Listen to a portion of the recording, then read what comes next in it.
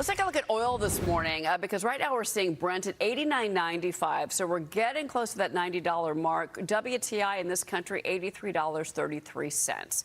The White House says that there are no talks currently underway with Iran. That uncertainty is keeping pressure on the oil market. President Trump addressing the standoff in the Strait of Hormuz yesterday. Here's the president. The strait is open, as you know. The Strait of Hormuz is open. We have control and we have the blockade. Iran's not getting anything. Nothing is going through. Not one ship has gotten through. Joining me now is former Energy Secretary Dan Brouillette. He served, of course, under the first term of President Trump. Dan, your thoughts on what you're seeing right now and those comments you heard from President Trump. Where do you think we are right now with regards to Iran? Well, Cheryl, good morning. Great to be with you. It is correct to continue to enforce this blockade and to continue to focus on the traffic that is going into the strait. The economic announcements that were made earlier this week, if sustained and enforced over a period of time, will bring this regime back to the table. They're currently not negotiating, as the president said, but I do think that the economic pain that the people of Iran are suffering today will bring some resolution to this in the very near term. Yeah, well, the currency is collapsing. We know that inflation is out of control, and that there is growing discontent among the Iranian people. But do you think that that's enough to get the Iranians back to the table?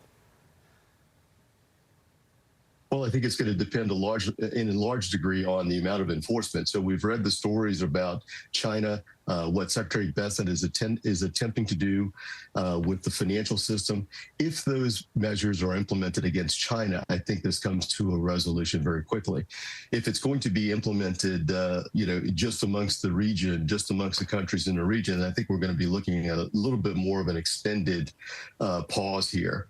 I think it's very important that the Secretary Bessent, as President Xi comes here to the United States, focus on the Chinese. They are the dominant actor in this region right at the moment. If we are to take a hard stand against China, I think Iran comes to the table. This thing gets resolved pretty quickly. Well, and we know that Treasury Secretary Bessent is going to be meeting with G7 finance leaders. That is this weekend in Nashville, North Carolina. And obviously this conversation is going to be front and center. The economic war that the Treasury Secretary announced earlier this week to deal with the Iranians, to pressure them to basically back down and open up that strait to free trade, free commerce, and of course oil supply. So the Trump administration is reportedly nearing a deal for long-term access to Venezuelan oil reserves. So the U.S. would take a direct stake in 17 of the country's oil and gas fields, housing 90 billion barrels of oil reserves, almost twice the size of the U.S. reserves. This potential deal could push Venezuela toward basically leaving OPEC. Dan, your thoughts on this reporting that is out there right now, and do you think that this is a possibility? Well, it's an interesting concept. I mean, we all know Venezuela has the largest reserves in the world. They're 3 or 4 times larger than the United States. It's just an enormous amount of oil that is stored in the ground there. The key question here is going to be how we do this, or if it can be done at all. I think we can have an arrangement with Venezuela and the Venezuelan government under a trade regime that allows us access to that oil in the moments in which we need it. We have that today with the IEA. We generally swap strategic petroleum reserves from time to time, depending on each country's need. We did that with Australia in 2020. If we're talking about that type of an arrangement, then it's fairly easy to construct. But I'm not quite sure what to make of the announcements that we're going to take a position in Venezuelan oil. These are governmental assets. PDVSA is a government-run oil company in Venezuela. Just not quite sure what the instrumentalities are for doing that type of arrangement. But we'll be watching closely with the rest of the world. But Doug, do you think it's a good idea, though? You think it's a good idea? Look, I think we have to replace the Strategic Petroleum Reserve. My personal, view is that we took a lot of oil out of Louisiana and Texas. It needs to be put back. So you only have a couple of options here. You strike a deal with a country like Venezuela, or you go to the market and buy the oil at a spot price and put it back into the Strategic Petroleum Reserve. But it's very important that we refill that. That serves the country very, very well in times of emergency. So it's in my view, to levels that are historically low, perhaps too low, and it's time to fill it back up. So, Dan, I want to ask you about Doug Ford, hence my slip of the tongue there. So, Ontario Premier Doug Ford, he is threatening now. He wants to cut electricity exports to the U.S.